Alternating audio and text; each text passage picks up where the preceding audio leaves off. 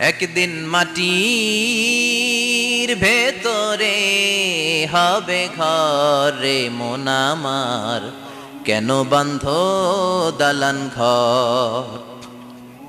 প্রাণ পাখি উড়ে যাবে পিঞ্জর ছেড়ে, ধরা ধামে সবই রবে তুমি যাবে চলে।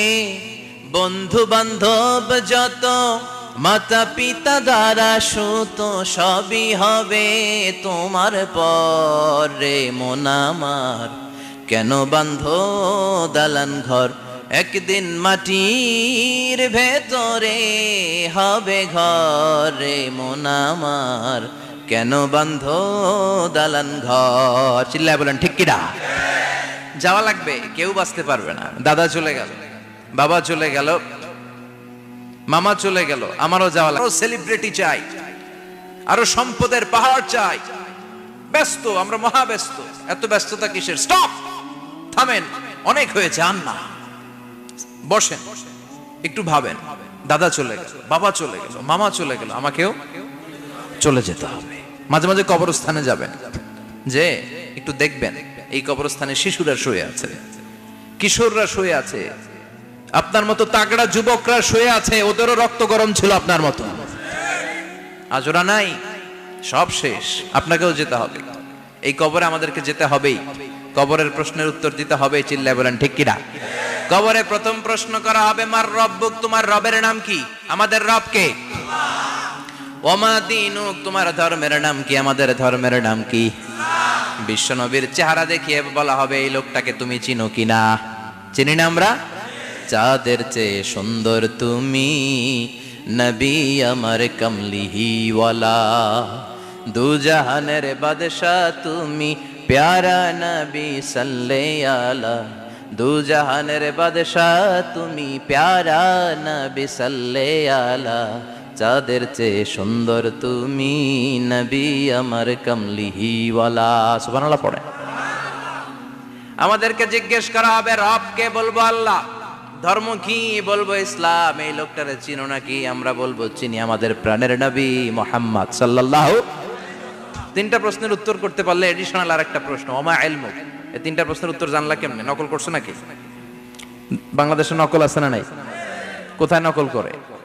হ্যাঁ, কিছু লিজেন্ড আছে দেখি, একেবারে জামার ভিতরে নকল, টুপির ভিতরে নকল, স্কেলের ভিতরে নকল, মৌজার ভিতরেও নকল।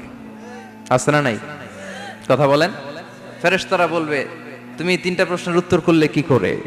আপনাকে বলতে হবে, আমি কোরআন থেকে শিখেছি, আমি হাদিস থেকে জেনেছি। চিল্লায় বলেন ঠিক কিনা? তখন ফেরেশতারা বলবে, আহলান ওয়া সাহলান, মারহাবান, কংগ্রাচুলেশন, তুমি উত্তর করতে পেরেছো। ইফসাহু লাহু কবরুহু ৭০ যিরান, আপনার কবরটারে ৭০ হাত লম্বা বানিয়ে দেয়া হবে। ইফতাহু লাহু বাবুন ইলাল জান্নাহ, জান্নাতের দিকে দরজা করে দেয়া হবে।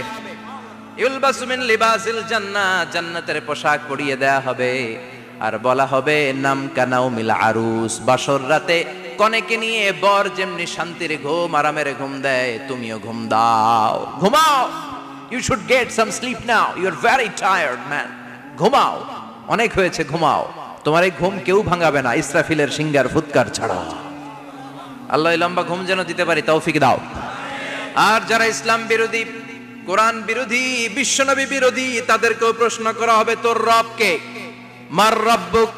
সে বলবে, লা আদরি, আমি কিছু জানি না, আমি মাফ চাই, দোয়াও চাই। কথা কন, জানি না, আমি কিছুই মনে করতে পারছি না, আমি কিছু জানি না, আমার ধর্ম নাই, কর্ম নাই, আমার ধর্ম যার যার, উৎসব সবার, আমার কোনো ধর্ম টর্ম নাই, আমার কোনো নামাজ রোজা নাই, আমার কোনো রব নাই। দ্বিতীয় প্রশ্ন, ওমা দীনুক, তোর ধর্মের নাম কি? সে বলবে, ধর্ম কি?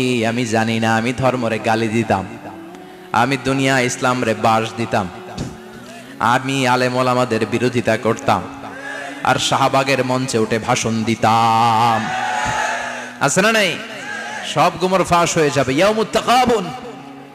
এরপর বিশ্বনবীর চেহারা দেখিয়ে বলা হবে, এই লোকটারা চিনো নাকি? সে বলবে, চিনি না, তবে আমার বন্ধুরা তার বিরুদ্ধে ব্লগে লিখতো, আমিও ব্যাড ব্যাড কমেন্টস করে দিতাম, এই লোকটার বিরুদ্ধে আমি কার্টুন বানাতাম।